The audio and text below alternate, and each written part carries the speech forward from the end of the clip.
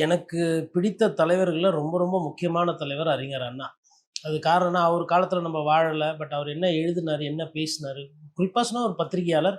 மக்கள் பிரச்சனையை பேசக்கூடிய, சிந்திக்கக்கூடிய, மக்கள் வாழ்வாதாரம் மேம்படணும் அப்படின்ற விஷயத்த புரிஞ்சுக்கிட்டாரு. அண்ணா அதனால தான் வந்து "ஒன்றே குலவன் ஒருவனே தேவன்ன்ற" மாரி போனாரு. "ஏழையின் சிறைப்பில் இறைவனை காண்போம்னாரு." எதுக்கு அந்த ஒரு பார்வை எதுக்குறாருன்னா, எல்லாருக்கும் ஒரு ஒரு மதம் இருக்கும். நம்ம அதுக்குள்ள போய் பிரிவினை பண்ணாம அவங்கள தமிழர்களா ஒன்றுபடுத்தணும். அதே மாரி ஏழை பாழைகளும் சிரிக்கணும், அவங்க வாழ்க்கையில மேம்படணும்.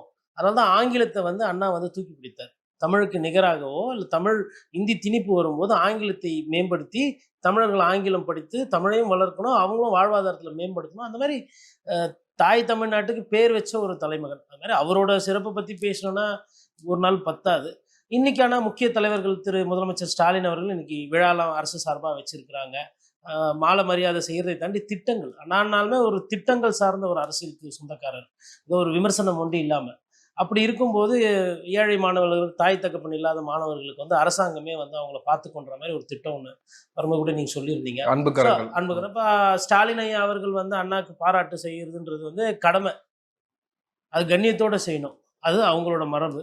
அப்புறம் எதிர்க்கட்சி தலைவர் ஐயா எடப்பாடி பழனிசாமி அவர்கள் என்ன சொல்லியிருக்காருன்னா, அண்ணாவ வந்து நினைவு கூர்ந்து, அண்ணாவோட அறிவுரை, அண்ணாவோட வழிமுறை, அந்த வழி பிரகாரம் நாங்க வந்து அதிமுகவ வழிநடத்துவோம். நாங்க ஆட்சி அமைச்சா அண்ணாயிசம் தான் எங்களுக்கு தலைவர் பொன்மனச்செம்மல் சொல்லிக் குடுத்துட்டு போனது. அந்த வழியில நாங்க அண்ணாயிசம வந்து அண்ணா என்ன சொல்லிக் குடுத்தாரோ அதுதான் எங்களுது அப்படின்னு அண்ணாயிசம் சொல்லிட்டு அதுல அவரு பயணம் பண்றாரு.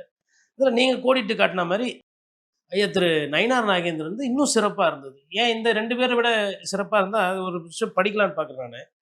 "கண்ணாடி பார்க்காத முகம், விரல்களில் மோதிரமோ, கையில் கடிகாரமோ இல்லாத எளிமையான தோற்றம், தன் சொற்களால் தமிழினத்தையே கட்டிப் போட்ட மாபெரும் தலைவர் அறிஞர் அண்ணா.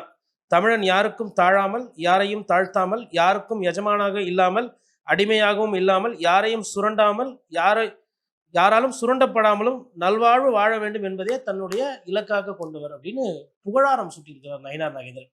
இப்படி ஒரு ட்வீட்டையோ இல்லை இப்படி ஒரு வாழ்த்து செய்தியோ ஒரு புகழாரத்தையோ கண்டிப்பா இன்னைக்கு நிறைய பாஜக தலைவர்களால போட முடியாது.